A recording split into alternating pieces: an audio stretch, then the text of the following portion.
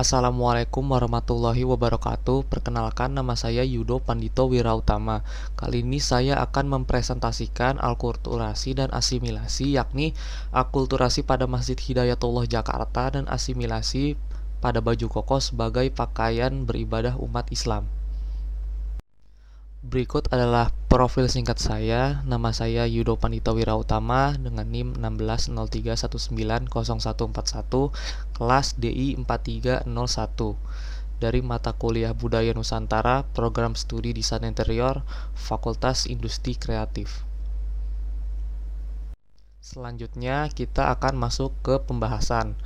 Akulturasi. Akulturasi merupakan bentuk perubahan dari suatu budaya yang terjadi karena hubungan kontak antar kelompok budaya yang berbeda. Dari hal itulah terjadi aktivitas penerimaan berbagai pola dan budaya yang baru. Hal tersebut didefinisikan sebagai definisi otoritatif yang menginspirasi ilmuwan untuk memberikan definisi akulturasi yang serupa. Jadi, dalam kata lain, bisa disimpulkan bahwa akulturasi merupakan sebuah proses pada kehidupan sosial yang muncul ketika suatu kelompok etnis kebudayaan tertentu berhadapan dengan unsur budaya dari kebudayaan lainnya, dan kebudayaan tersebut diterima dan kebudayaannya tanpa menyebabkan hilangnya unsur kebudayaan kelompok itu sendiri. Dalam sebuah aktivitas akulturasi, terdapat beberapa faktor pendorong yang akan mempercepat terjadinya akulturasi. Di antaranya adalah masyarakat yang toleran, rasa ingin mendapatkan kehidupan yang lebih baik, pendidikan yang lebih maju, masyarakat penerima budaya yang heterogen, dan masih banyak yang lainnya. Kemudian berikutnya adalah asimilasi. Asimilasi adalah proses perubahan pola kebudayaan untuk menyesuaikan diri dengan mayoritas. Menurut Danajaya, proses pembaruan suatu budaya biasanya melalui asimilasi yang melalui dua proses asimilasi, yaitu asimilasi tuntas satu arah dan asimilasi tuntas dua arah. Asimilasi tuntas satu arah yaitu seseorang atau kelompok mengambil alih budaya dari jati diri kelompok dominan dan menjadi bagian dari kelompok itu. Asimilasi asimilasi dua arah dapat berlangsung manakala dua atau lebih kelompok etnik saling memberi dan menerima budaya yang dimiliki oleh setiap kelompok etnik.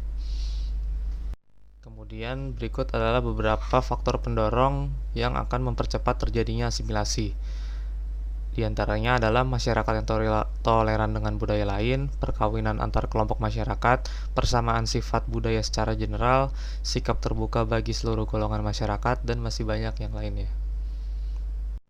Kemudian berikutnya kita akan masuk ke pembahasan akulturasi Masjid Hidayatullah Jakarta yang berlokasi di Kuningan, Jakarta Selatan. Alasan mengapa saya memilih Masjid Hidayatullah Jakarta untuk dijadikan pembahasan adalah karena masjid ini merupakan sebuah bangunan masjid yang merupakan tempat ibadah bagi umat Islam. Masjid ini terletak di kota Jakarta dan lokasinya sangat strategis, yakni di daerah Kuningan, Jakarta Selatan. Selain itu juga bentuk masjid yang unik karena pada atapnya terdapat elemen atap bertingkat seperti bangunan khas Tionghoa. Selain itu juga pada interior masjid terdapat kolom-kolom struktur dari kayu mirip seperti bangunan masjid yang terdapat di daerah Jawa. Kemudian berikutnya pada proses akulturasi, pada awalnya bangunan ini didirikan pada tahun 1743 Masehi. Bangunan ini memiliki bentuk arsitektur yang mengkombinasikan tiga kebudayaan yakni Betawi, Tionghoa, dan Jawa.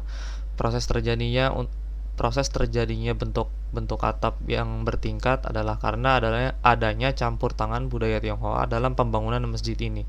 Terdapat dua versi yang menceritakan proses bagaimana bisa ada unsur budaya lain dalam membangun masjid ini.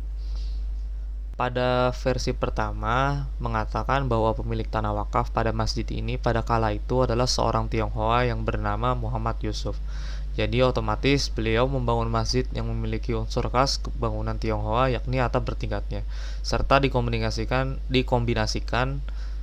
unsur lokal seperti jendela khas rumah Betawi dan juga kolom yang dulu identik dengan bangunan masjid yang ada di tanah Jawa.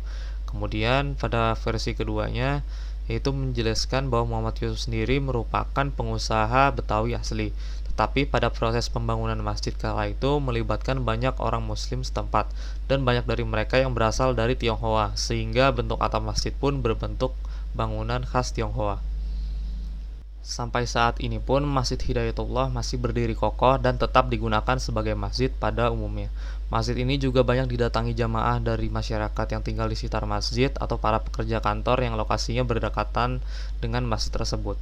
Selain itu terdapat juga kegiatan seperti pengajian dan juga ziarah makam yang terletak di halaman masjid. Kemudian berikutnya kita akan masuk ke asimilasi baju koko sebagai pakaian umat muslim beribadah. Alasan saya memilihnya karena baju koko merupakan baju yang kerap digunakan oleh umat muslim laki-laki yang hendak melaksanakan beribadah sholat di masjid. Selain itu, baju koko juga dapat digunakan dalam acara formal seperti pesta pernikahan atau acara kebudayaan. Pada proses asimilasinya, yakni pada awalnya baju koko merupakan pakaian Tionghoa yang bernama baju Tuikim. Baju ini digunakan oleh banyak masyarakat Tionghoa kala itu. Kemudian seiring dengan berjalannya waktu, masyarakat Tionghoa kala itu diperkenankan menggunakan baju yang digunakan oleh para orang Belanda seperti kemeja dan sepatu pantofel. Para masyarakat Tionghoa hari demi hari mulai meninggalkan pakaian Tuikim dan hanya sedikit dari mereka yang menggunakan pakaian tersebut. Lalu masyarakat Betawi memilih baju Tuikim yang berwarna putih untuk dijadikan pakaian saat sholat berjamaah di masjid. Sampai saat ini baju koko yang kita kenal sekarang masih banyak sekali digunakan oleh para laki-laki muslim.